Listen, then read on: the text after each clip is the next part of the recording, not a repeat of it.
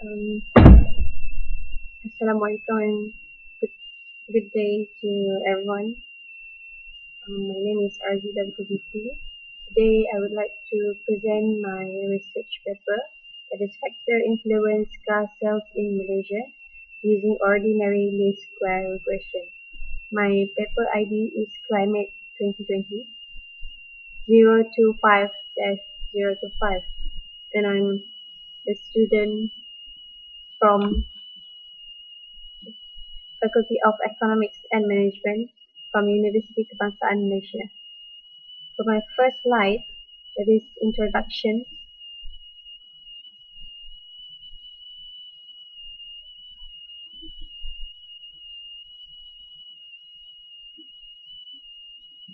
So, transportation is a necessity in the mobility of human beings and goods that need to be owned and become the main basis needs in daily life. Sales of new cars in 6 major markets in Southeast Asia, including Malaysia, increased for the third consecutive year in 2018, up to 6% and breaking previous record in 2013. And the total numbers of mergers in the 6 markets declined to around 3.12 million units in 2015, and the subsequent sales recovery was led by the Philippines and Vietnam, where population growth and income have driven cuts. The two countries together cover a market of 700 units larger than Malaysia in third place. For this automotive sector has played important role in Malaysia's economy, with lower car prices might influence car sales number, and both national and imported cars were contributing to the national incomes when there is increasing in demand of car sales, whether it is local or imported car. So this is a research objective. Due to fluctuation in private cars demand in Malaysia, so this paper will analyze macroeconomic variables that influence car sales to find out the relationship of selected macroeconomic factors that influence car sales demand to increase national income. Next slide is for literature review, since it's quite a number for literature review for this research paper. So in this slide, I just highlighted 4 closely related to independence use for this research, which is the first one is from Rabiul Ahmad and Bobby, published in 2016. The title is Modeling Relationship Among Factors That Affecting Customers' Intention in Purchasing Malaysian Car Using Structural Equation Model. So in this research summary, investigate the relationship between macroeconomic variables and number of car sales in Malaysia using the data period from 1985 to 2014. It's using descriptive statistic, multiple regression, and correlation analysis to analyze the data. The finding shows the GDP has positive relationship with the number of car sales in Malaysia, while interest rate, unemployment rate, and inflation rate have negative relationship. So for the second literature review from Aini and Lutfi, which is published in 2017, the title is Competitiveness Analysis of Asian Automotive Industry, a comparison between Malaysia and Thailand. And the summary is the automotive component and parts. In Malaysia, recorded trade deficit reached import of automotive parts at 4 billion of value compared to exported parts only at 2 billion ringgit. And the lack performance in the automotive manufacturing components industry in Malaysia has been seen as attractive for investors to invest in Malaysia. So for overall, interest rate level remain quite low, and the ease to get car loans since many young graduates managed to own national car in the first few years of working are the factors contributed to higher car ownership density in Malaysia. For this research, I have used as reference for base lending rate, which is closely related to interest rate. So for the next literature review is from Baharum, Nawi, Ahmad, and Mahmoud, that published in 2013, and the title is Determinants of Passenger Car Sales in Malaysia. And the summary is the sales passengers car in Malaysia are influenced by various macroeconomic factors such as gross domestic product, interest rate, CPI, exchange rate, and unemployment rate. And by using 30 years data from 1981 to 2010, the results showed that all identifiable construct correlated very significantly with passengers car sales. And this finding is accordance with the hypothesis formulated based on previous studies and can be useful tools in boosting passengers car in Malaysia. And for the last literature review by Nazri Nurul and Riza in 2013, the impact of rising fuel prices on public transport. This previous research I have used as reference for crude oil price that very related to the fuel price, since it is given subsidy by the government. And the summary for this research is to investigate the impact for the rise of the fuel price on public transport, which Malaysian government provides fuel subsidies for petroleum. And when the subsidies given by the government, so the fuel price in the market will decrease and private car ownership will increase. So the next slide is research methodology, which in this research I'm using the data for 39 years, starting from 1980 to 2018. As you can see in the table here is average car sales for every 3 years. There's shows increase and decreasing in the car sales in Malaysia. So you can see this clearly in this graph. There's fluctuations in the sales for 39 years. So the next is independent variables that's selected for this research is GDP, base lending rate, inflation, crude oil price, and unemployment.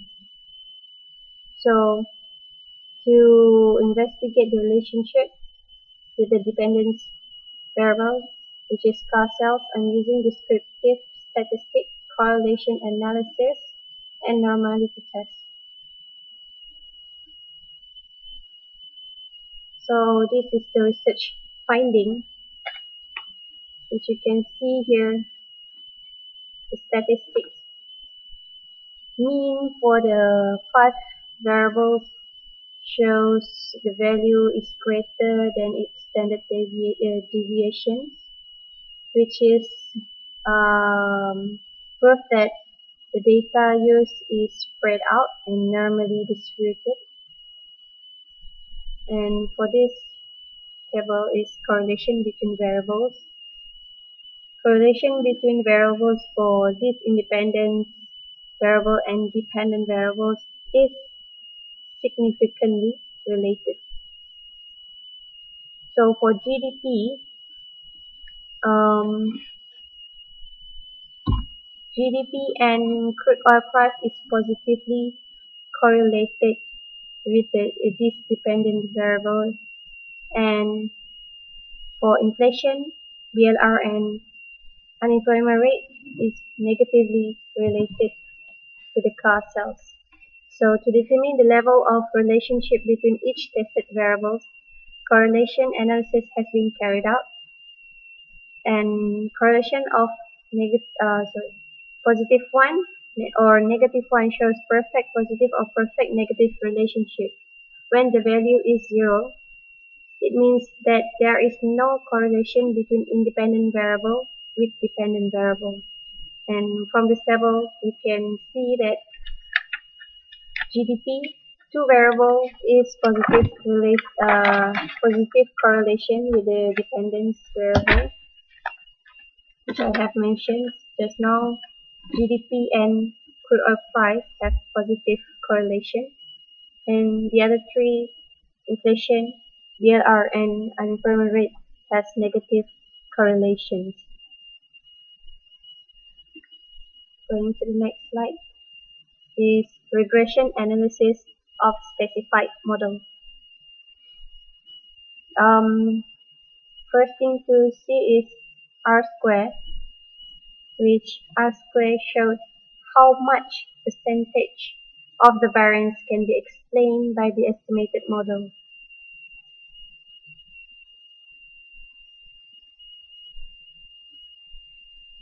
And the R-square can differ from 0 to 100, and R-square of 100 means that the entire index is completely explained by the variable. In this regression,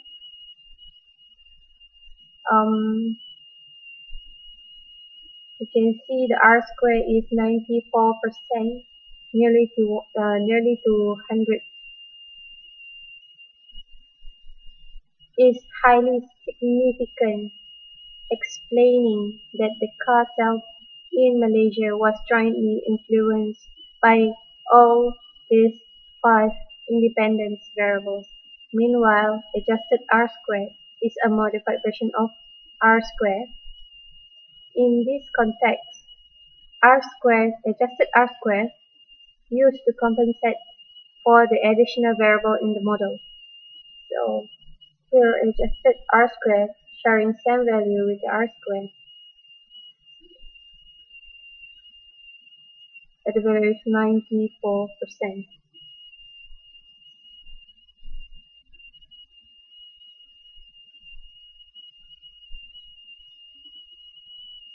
So for this GDP and crude oil price shows that the increase in GDP and crude oil price will increase the car sales in Malaysia, while vice versa for these another three independent variables, which is base lending rate, inflation, and unemployment rate, which is if this base lending rate, inflation, and unemployment rate increase, it will decrease the car sales in Malaysia.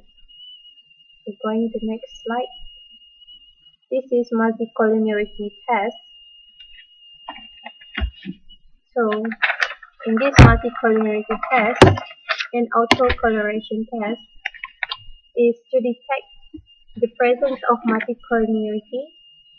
The VIF, or variance inflation factor, was tested. Through multicollinearity test, the degree of significance of the variables can be checked whether it is highly correlated or not. And optimum VIF is between 1 to 10. If the value greater than 10, it is mean that independent variables have highly correlation and lead to multicollinearity problems. So as you can see here, GDP, BLRINF, CL and UR is more than 1 but below 10. So for GDP is 2.459, base lending rate 2.055, inflation 2.933, crude oil 3.924, and unemployment rate is 2.896. So this is mean there is no multicollinearity in this regression model. So to detect autocorrelations, Darwin-Watson was tested. The value resulted is 1.188, meaning there is autocorrelation since the minimum value of Darwin-Watson is 1.72. So in order to remove this zero correlation, LM test was carried out. The hypothesis for this test is there is no autocorrelation if probability value is greater than 5%. Hence, the HO cannot be rejected but rather accepted, which is no autocorrelation. This figure, this table shows that probability value is greater than 5% at 0.1964, which is we have to accept the null hypothesis. The null hypothesis cannot be rejected, rather accepted, and no autocorrelation in regression models.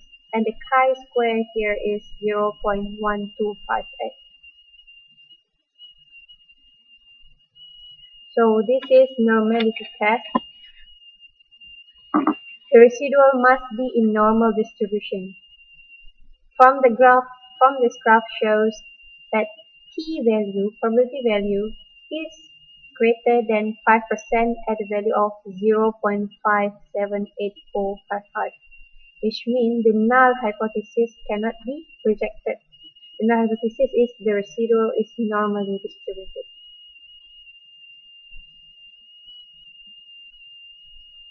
So for the heteroscedasticity informal test, the hypothesis created as below. For HO, residual are not heteroscedasticity, and that is homoscedasticity. For the alternative hypothesis is residual is heteroscedasticity. You can see here on the graph, the plot of the graph is scattered, and there is no data that is distributed locally, which means patented or sequentially. This means that informally this model has no heteroscedasticity problem. So for the formal test, heteroscedasticity, gesture and white test has been carried out, and the result shows here probability value for formal test. The critical value must be the value must be lower than critical value at 0.05, and you can see this value, probability value is 0.0409 for gesture, and white test is 0.0169. This means we fail to reject HO, and the formal test also shows that there is no heteroscedasticity problems in this model. As for the conclusions, fluctuation in demand for private car to some extent affects the country's GDP. While it is undeniable